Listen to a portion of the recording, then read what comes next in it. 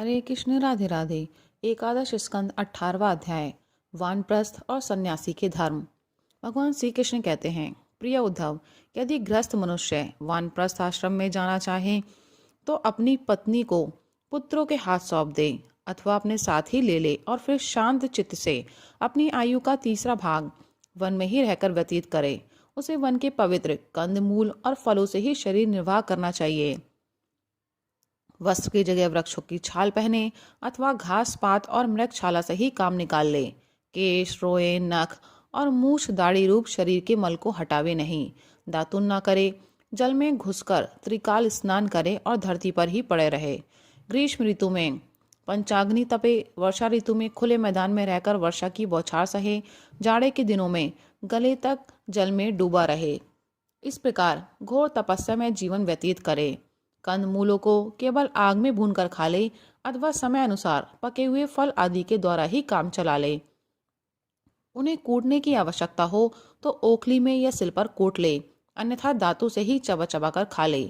वान प्रस्थ आश्रमी को चाहिए कि कौन सा पदार्थ कहाँ से लाना चाहिए, किस समय लाना चाहिए, कौन कौन पदार्थ अपने अनुकूल है, इन बातों को जानकर अपने जीवन निर्वाह के लिए स्वयं ही सब प्रकार के कंद मूल फल आदि ले आवे। देश काल आदि से अनभिज्ञ लोगों से लाए हुए अथवा दूसरे समय के संचित पदार्थों को अपने काम में ना ले।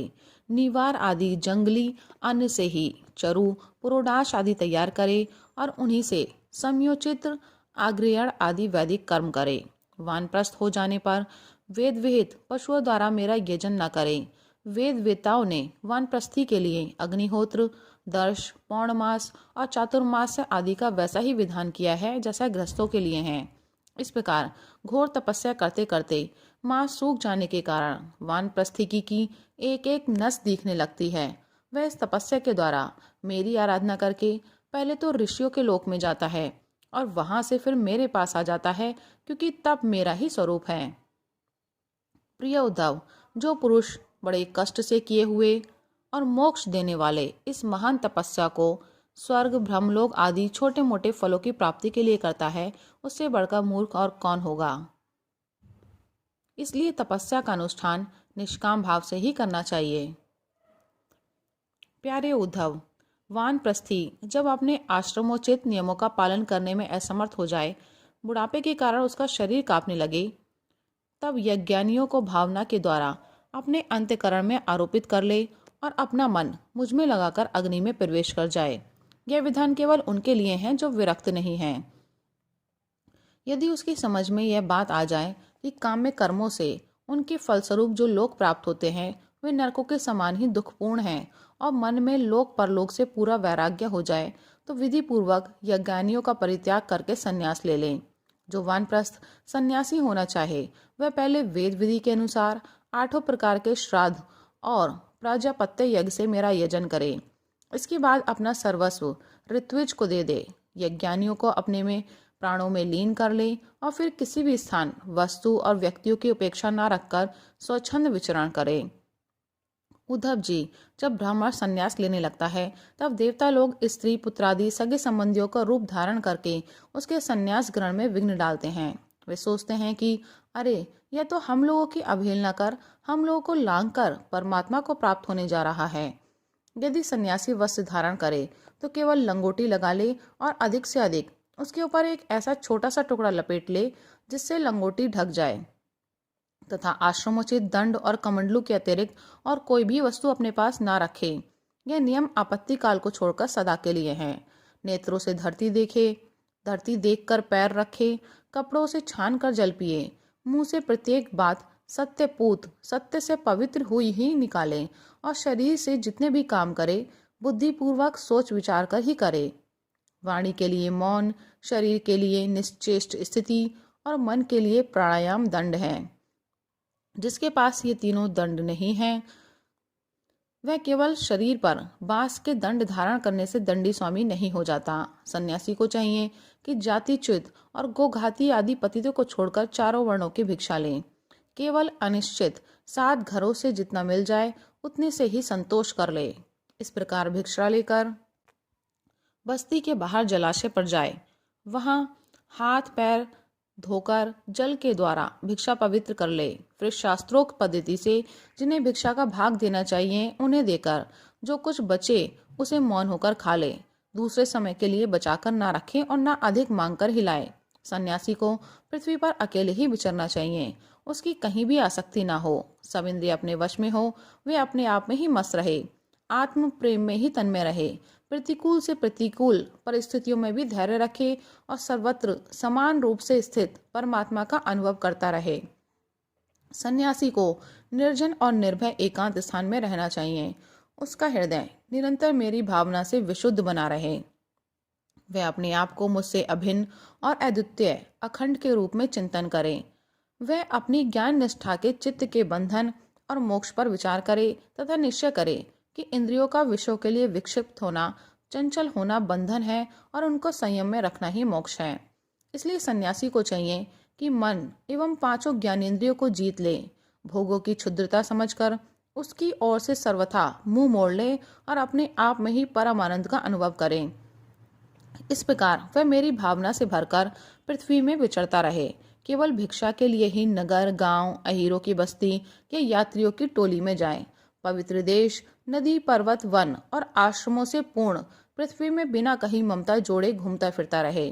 भिक्षा भी अधिकतर वानप्रस्थियों के आश्रम से ही ग्रहण करे, क्योंकि कटे हुए खेतों के दाने से बनी हुई भिक्षा शीघ्र ही चित्त को शुद्ध कर देती है और उससे बचा खुचा मोह दूर होकर सिद्धि प्राप्त हो जाती है। विचारवान सन्यासी दृश्यमान जगत को सत्य वस्तु कभी न समझे, क्योंकि यह तो प्रत्यक्ष ही नाशवान है। इस जगत में कहीं भी अपने चित्त को लगाए नहीं। इस लोक और परलोक में जो कुछ करने पाने की इच्छा हो उससे विरक्त हो जाए। सन्यासी विचार करे कि आत्मा में जो मन, वाणी और प्राणों का संघात रूप यह जगत है वह सारा का सारा माया ही है। इस विचार के द्वारा इसका बाध करके अपने स्वरूप में स्थित हो जाए और फिर कभी उसका स्मरण भी न करे। ज्ञाननिष्ठ, विरक्त, मुमुक्षु और मोक्ष की भी अपेक्षा न रखने वाला मेरा भक्त आश्रमों की मर्यादा में बद्ध नहीं है। वे चाहे तो आश्रमों और उनके चिन्हों को छोड़ छाड़कर वेद शास्त्र के विधि निषेधों से परे होकर स्वच्छंद विचरे। वे बुद्धिमान होकर भी बालकों के समान खेले, निपुण होकर भी जड़वत रहे, विद्वान होकर भी पागल की तरह बातचीत करे और समस्त वेद विधियों का जानकार होकर भी पशु वृत्ति से अनियत आचारवान रहे। उसे चाहिए कि वेदों के कर्मकांड भाग की व्याख्या में न लगे, पाखंड न करे, तर्क वितर्क से बचे और जहाँ कोरा वाद विवाद हो रहा हो वहाँ कोई पक्ष न ले। वह इतना धैर्यवान हो कि उसके मन में किसी भी प्राणी से उद्वेग न हो और वह स्वयं भी किसी प्राणी को उद्विग्न न करे। उसकी कोई निंदा करे तो प्रसन्नता से सह ले, किसी का अपमान न करे। प्रिय उद्धव, सन्यासी इस शरीर के लिए किसी से भी वैर न करे। ऐसा वैर तो पशु करते हैं। जैसे एक ही चंद्रमा जल से भरे हुए विभिन्न पात्रों में अलग अलग दिखाई देता है, वैसे ही एक ही परमात्मा समस्त प्राणियों में और अपने में भी स्थित है।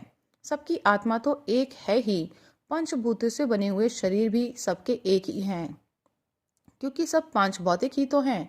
ऐसी अवस्था में किसी से भी वैर विरोध करना अपना ही वैर विरोध है। प्रिय उद्धव, सन्यासी को किसी दिन यदि समय पर भोजन न मिले तो उसे दुखी नहीं होना चाहिए, और यदि बराबर मिलता रहे तो हर्षित न होना चाहिए। उसे चाहिए कि वह धैर्य रखे, मन में हर्ष और विषाद दोनों प्रकार के विकार न आने दें, क्योंकि भोजन मिलना और न मिलना दोनों ही प्रारब्ध के अधीन हैं। भिक्षा अवश्य मांगनी चाहिए, ऐसा करना उचित ही है, क्योंकि भिक्षा से ही प्राणों की रक्षा होती है। प्राण रहने से ही तत्व का विचार होता है और तत्व विचार से तत्व ज्ञान होकर मुक्ति मिलती है। सन्यासी को प्रारब्ध के अनुसार अच्छी या बुरी जैसी भी भिक्षा मिल जाए उसी से पेट भर ले। वस्त्र और बिछौने भी जैसे मिल जाए उन्हीं से काम चला ले। उनमें अच्छेपन या बुरेपन की कल्पना ना करे। जैसे मैं परमेश्वर होने पर भी अपनी लीला से ही शौच आदि शास्त्रोक्त नियमों का पालन करता हूँ, वैसे ही ज्ञान नष्ट पुरुष भी शौच, आचमन, स्नान और दूसरे नियमों का लीला से ही आचरण करे। वह शास्त्र विधि के अधीन होकर विधि किंकर होकर न करे, क्योंकि ज्ञाननिष्ठ पुरुष को भेद की प्रतीति ही नहीं होती। जो पहले थी वह भी मुझ सर्वात्मा के साक्षात्कार से नष्ट हो गई। यदि कभी कभी मरण पर्यंत बाधित भेद की प्रतीति भी होती है, तब भी देहपात हो जाने पर वह मुझसे एक हो जाता है। उद्धव जी, यह तो हुई ज्ञानवान की बात, अब केवल वैराग्यवान की बात सुनो। जितेंद्रिय पुरुष जब यह निश्चय हो जाए कि संसार के विषयों के भोग का फल दुख ही दुख है, तब वह विरक्त हो जाए, और यदि वह मेरी प्राप्ति के साधनों को न जानता हो तो भगवत चिंतन में तन्मय रहने वाले ब्रह्मनिष्ठ सदगुरु की शरण ग्रहण करे। वह गुरु की दृढ़ भक्ति करे, श्रद्धा रखे और उनमें दोष कभी न निकाले। जब तक ब्रह्म का ज्ञान हो तब तक बड़े आदर से मुझे ही गुरु के रूप में समझता हुआ उनकी सेवा करे। किंतु जिसने 5 इंद्रियां और मन, इन 6 पर विजय नहीं प्राप्त की है, जिसके इंद्रिय रूपी घोड़े और बुद्धि रूपी सारथी बिगड़े हुए हैं, और जिसके हृदय में न ज्ञान है और न तो वैराग्य, वह यदि त्रिदंडी सन्यासी का वेश धारण का पेट पालता है तो वह सन्यास धर्म का सत्यानाशी कर रहा है और अपने पूज्य देवताओं को, अपने आप को और अपने हृदय में स्थित मुझको ठगने की चेष्टा करता है। अभी उस वेश मात्र के सन्यासी की वासनाएं क्षीण नहीं हुई हैं, इसलिए वह लोक और परलोक दोनों से हाथ धो बैठता है। सन्यासी का मुख्य धर्म है शांति और अहिंसा। वानप्रस्थी का मुख्य धर्म है तपस्या और भगवत भाव। गृहस्थ का मुख्य धर्म है प्राणियों की रक्षा और यज्ञ याग तथा ब्रह्मचारी का मुख्य धर्म है आचार्य की सेवा। गृहस्थ भी केवल ऋतु काल में ही अपनी स्त्री का सहवास करे, उसके लिए भी ब्रह्मचार्य, तपस्या, शौच, संतोष और समस्त प्राणियों के प्रति प्रेम भाव ये मुख्य धर्म है। मेरी उपासना तो सभी को करनी चाहिए। जो पुरुष इस प्रकार अनन्य भाव से अपने वर्णाश्रम धर्म के द्वारा मेरी सेवा में लगा रहता है और समस्त प्राणियों में मेरी भावना करता रहता है, उसे मेरी अविचल भक्ति प्राप्त हो जाती है। उद्धव जी, मैं संपूर्ण लोगों का एकमात्र स्वामी, सबकी उत्पत्ति और प्रलय का परम कारण ब्रह्म हूँ। नित्य निरंतर बढ़ने वाली अखंड भक्ति के द्वारा वह मुझे प्राप्त कर लेता है। इस प्रकार वह गृहस्थ अपने धर्म पालन के द्वारा अंतःकरण को शुद्ध करके मेरे ऐश्वर्य को, मेरे स्वरूप को जान लेता है और ज्ञान विज्ञान से संपन्न होकर शीघ्र ही मुझे प्राप्त कर लेता है। मैंने तुम्हें ये सदाचार रूप वर्णाश्रमियों का धर्म बतलाया है। यदि इस धर्म अनुष्ठान में मेरी भक्ति का पुट लग जाए तब तो इससे अनायास ही परम कल्याण स्वरूप मोक्ष की प्राप्ति हो जाए। साधु स्वभाव उद्धव, तुमने मुझसे जो प्रश्न किया था उसका उत्तर मैंने दे दिया और ये बतला दिया कि अपने धर्म का पालन करने वाला भक्त मुझ पर ब्रह्म स्वरूप को किस प्रकार प्राप्त होता है। राधे राधे, हरे कृष्ण।